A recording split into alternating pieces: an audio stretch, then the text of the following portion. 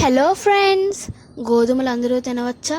అసలు తింటే మన శరీరానికి ఏమవుతుందో మనం ఈరోజు ఈ వీడియోలో చూసి తెలుసుకుందాం. ముందుగా దీంట్లో ఉన్న న్యూట్రిషనల్ వాల్యూస్ గురించి తెలుసుకుందాం. మనం 100 గ్రాముల గోధుమ పిండి తీసుకున్నట్టయితే, అంటే సుమారుగా ఒక కప్పు గోధుమ పిండి తీసుకుంటే దాంట్లో 340 క్యాలరీస్ ఉంటాయి. దీనివల్ల మన శరీరానికి తొందరగా బలం వస్తుంది. మన శరీరానికి కావాల్సిన పీచు పదార్థం ఫైబర్ దీంట్లో 10.7 గ్రామ్స్ ఉంటుంది. దాంట్లో 70% ఎర్బినాక్సిలిన్ ఉంటుంది, మిగతాది సెల్యులోస్. కార్బోహైడ్రేట్స్ విషయానికి వస్తే 72 గ్రాములు ఉంటుంది. దాంట్లో 90% స్టార్చ్ ఉంటుంది. అన్నంతో పోలిస్తే గోధుమ పిండిలో తక్కువ కార్బోహైడ్రేట్స్ ఉండడం వల్ల డైట్లో ఉన్న వాళ్ళు రాత్రిపూట చాలామంది గోధుమ పిండి చపాతీలు తీసుకుంటారు. విటమిన్స్ అండ్ మినరల్స్ విషయానికి వస్తే సెలీనియం, మ్యాంగనీస్, ఫాస్ఫరస్, కాపర్, ఫాలెట్లు వంటివి ఉంటాయి. ఇవన్నీ సాయిల్ డిపెండెంట్, అంటే అక్కడ ఉన్న మట్టి సారం బట్టి ఉంటాయి. గోధుమ పిండి తీసుకోవడం వల్ల కొంతమందికి ఆల్జీమర్స్, ఆర్థరైటిస్ వంటి వ్యాధులు వచ్చే అవకాశాలు కూడా ఉంటాయి. ప్రోటీన్ 13.2% ఉంటుంది. దాంట్లో 80% గ్లూటెన్ ఉంటుంది. అసలు గ్లూటెన్ అంటే ఏంటి? ఇది అందరూ తినవచ్చా లేదా? గోధుమ పిండిలోని జిగురుతనం, సాగే గుణం ఈ గ్లూటెన్ ప్రోటీన్ వల్లే వస్తుంది.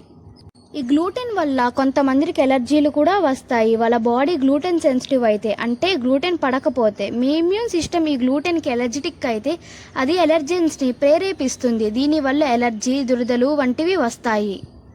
సెల్వియాక్ డిసీజ్ ఉన్న వాళ్ళు, అలాగే గ్లూటెన్ సెన్సిటివ్ అయిన వాళ్ళు గ్లూటెన్ ఫ్రీ ఫుడ్స్ని తీసుకుంటారు. మీరు గోధుమ పిండి తీసుకున్నప్పుడు మీకు ఎలాంటి ఎలర్జీ లక్షణాలు లేకపోతే మీరు నిశ్చింతగా ఈ గోధుమ పిండిని తీసుకోవచ్చు. అసలు మనం ఎలాంటి గోధుమ పిండి తినాలి, ఎలాంటి గోధుమ పిండి తింటే మన శరీరానికి మంచిదో ఇప్పుడు తెలుసుకుందాము. మనం తీసుకునేది 100% హోల్ వీట్ అయి ఉండాలి, అంటే అది ప్రాసెసింగ్ అవ్వకుండా ఉండాలి. ఎందుకంటే ప్రాసెసింగ్ చేసేటప్పుడు దాంట్లో ఉన్న బ్రాన్ మరియు జమ్ పదార్థాలని తీసేస్తారు. అలా తీయగా మిగిలేదే ఎండోస్పర్మ్. దాన్ని ప్రాసెస్ చేస్తే వచ్చేదే వైట్ ఫ్లోర్, అంటే మైదా పిండి. ఇది మన ఆరోగ్యానికి అంత మంచిది కాదు. దీని గురించి మరొక వీడియోలో చెప్తాను. మనం ఇప్పుడు బ్రాన్ ఇంకా జర్మ్ గురించి తెలుసుకుందాము. అసలు బలం మొత్తం ఈ బ్రాన్ ఇంకా జర్మ్లోనే ఉంటుంది. అందుకే దాన్ని పాడేయకుండా దీన్ని మళ్ళీ ప్రాసెస్ చేస్తారు. వాటిని bran oil, germ oil, capsules మరియు పౌడర్ రూపంలో మళ్ళీ విడిగా అమ్ముతారు. ఈ బ్రాన్ తీసుకోవడం వల్ల మన బాడీకి అవసరమైన ప్రీబయోటిక్స్, అంటే మంచి బ్యాక్టీరియా లభిస్తుంది. ఇది మన అరుగుదలకి, అలాగే మన బాడీకి ఇన్ఫెక్షన్స్తో ఫైట్ చేయడానికి చాలా సహాయపడుతుంది. దీంట్లో యాంటీ ఆక్సిడెంట్స్ ఎక్కువగా ఉండడం వలన క్యాన్సర్, హార్ట్ డిసీజెస్ రాకుండా కాపాడుతుంది. ఈ బ్రాన్లో ఆల్యూరిన్ అనేది డైటరీ ఫైబర్గా కూడా తీసుకుంటారు. దీని గురించి ఆయుర్వేదికంగా తెలుసుకుందాము. ఇది మన శరీరంలో ఉన్న వాతాన్ని బ్యాలెన్స్ చేస్తుంది. మన ఇమ్యూన్ సిస్టమ్ మంచిగా పనిచేయడంలో సహాయపడుతుంది. వెయిట్ లాస్ అవ్వాలి అనుకున్న వాళ్ళకి సహాయపడుతుంది. మన బాడీలో ఉన్న బ్లడ్ ప్రెషర్ లెవెల్ని తగ్గిస్తుంది.